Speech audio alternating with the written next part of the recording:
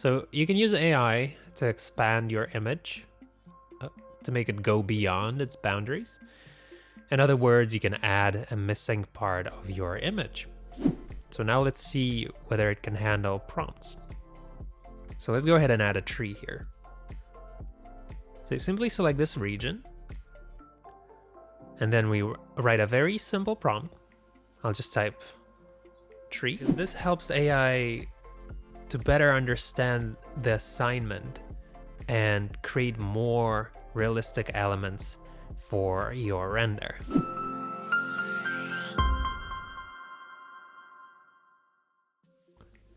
So hello everybody, this is Render.courses, and this video we're going to take a look at a brand new tool that has been recently added to Adobe Photoshop. And of course I'm talking about the new artificial intelligence tool, and perhaps you've already seen some videos on YouTube breaking down it. And in this tutorial I'm gonna show you how this AI tool works, as well as look into its pros and cons, and we're gonna take a look at how we can use it in our renders. So I will share with you some of the peculiarities I've discovered when testing this tool. And obviously don't forget to subscribe to our channel. There's a lot of interesting videos coming up. And let's get started. So first things first, you need to install the Photoshop version that has artificial intelligence tool in it. Then you need to open Creative Cloud and go to the Apps tab and find Beta Apps. And there you will see Photoshop Beta installed. Then you're gonna have to install it and start it on your device. And it has a light blue icon, this Photoshop version that has the AI. So every time you select a region in your image, the AI menu pops up here. All right, now let's find out how it works and how it can make our lives much, much easier. So you can use AI to expand your image to make it go beyond its boundaries. In other words, you can add a missing part of your image. And in order to be able to do that, we're gonna need the crop tool. So we press the C key and stretch the image where we need to expand it, and then we use the rectangular marquee tool to select this particular region, and it's best if you select region overlaps with your existing image a little bit. And then what you do is you click generate a fill, and then you simply generate. The generation process takes a few seconds. The AI offers us 3 options here. I don't particularly like what I see right now. For instance, for example, we had a neighbor's house and the AI sort of just ignored it. So this one problem 3D visualizers have to face when applying this AI tool to their renders. If I understand correctly, this tool is trained on photos and it doesn't quite know what renders look like. After all, 3ds Max renders and architectural renders do look a certain way that the neural AI is not quite familiar with. So let's try and pick up a better option. So I think this one isn't bad. This one right here. But as you can still see, the AI is having problems with architectural forms, especially when they overlap with natural elements. So make sure to keep that in mind for now. And so, on the other hand, the AI handles well simple landscapes with no buildings that follow a certain logic. For example, here we have a part of the road, which is straightforward, and we sort of expect that the road and the lawn will go in that particular direction, and there will be some trees as well. So let's see how AI handles this. So we simply select this region, and then we go go ahead and click Generative Fill. And what it does, it generates the picture. So now we have the road which goes on and it looks pretty good. So let's check out other options. This one very odd looking. This one is very odd looking actually. So, and here we have a country road. It looks okay, but what is this fence doing there?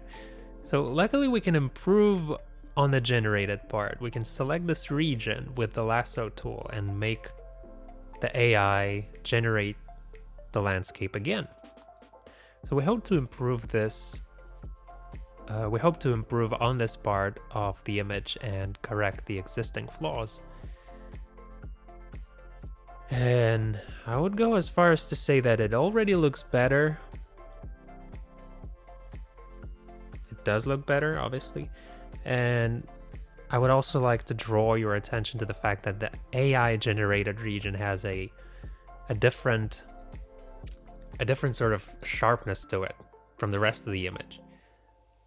And we had the sharpening effect applied to our original render, and now the difference is very prominent. So I think this is because the AI was trained on all of those compressed JPEG photos. So this fact is not taken into account during generation process. So that's the core of the problem. Or at least it seems so. So also, like I've said before, architectural elements created by the AI are usually abstract and poorly detailed. So make sure to keep that in mind as well. This neural AI is good for quick sketches. It will help you if you're struggling with expanding your landscape. But I wouldn't use it on my final render. So it's still too raw, I would say. Don't give it to your customer. Now, let's move on to the next function. So what you can also do is you can also use this tool to remove certain unneeded elements. Like, take this flock of birds here, for example. We can select it with the lasso tool and then click Generative Fill and generate.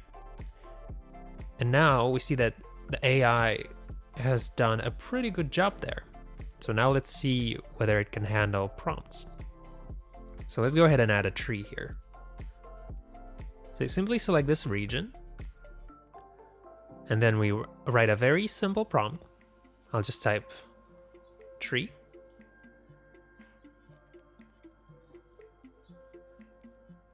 And here it is. We can choose from several options. This one looks pretty good. Light is coming from the right direction, but the last time I tested this tool, things didn't go too well. So the AI offered me some funny options like bonsai trees, so I didn't quite get what makes the AI choose this or that type of tree. Now, of course, we can specify the kind of tree we want to add. Let's say linden tree, for instance.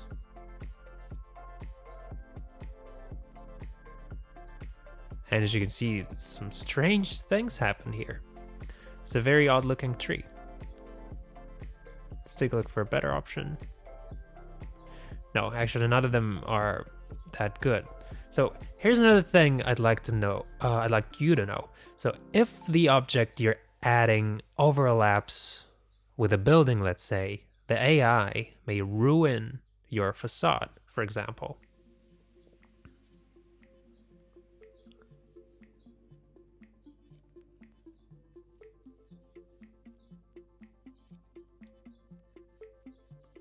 Take a look. So every time we add a tree, the facade changes. Each time, the AI identified a window here and it tried to add a tree reflection, but as you can see, it doesn't look very good. So now let's go ahead and try to add some other objects, like a walking person, for example.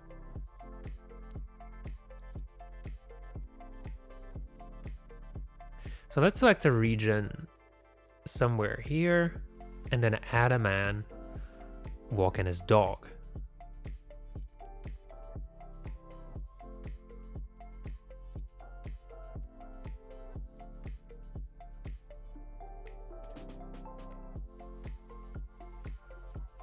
There he is. So as you can see, AI is not very good at generating people and animals. So they may look distorted, unrealistic. For example, animals may have more than 4 legs, and I hope that they will fix that sooner or later. So also I've noticed that people and animals don't always match the render in terms of lighting and the overall style of the picture. So with that said, I wouldn't recommend using AI to add people and animals on your renders.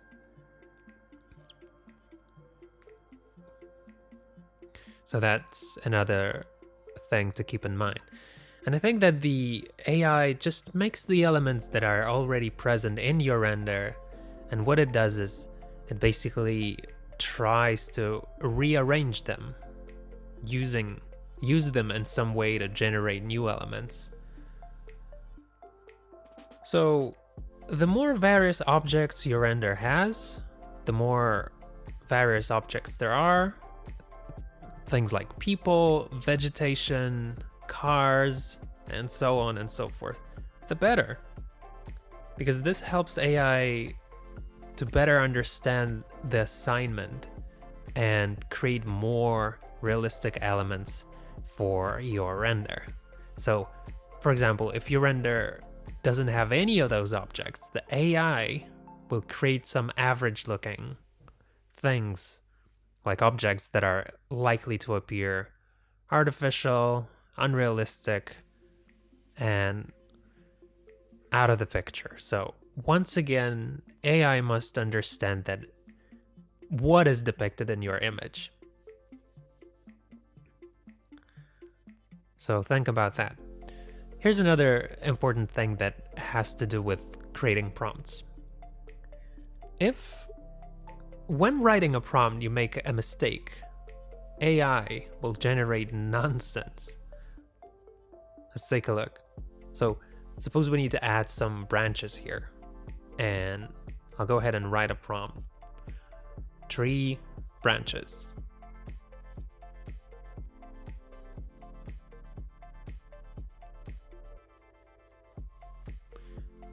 And here comes our branches. And let's say I like how they look. But if you're not very good at specifying the certain things you want the AI to do, you happen to make a spelling mistake or a typo, the AI won't give you what you need. See? In this particular case, AI misunderstood the assignment and offered us a bunch of crazy options.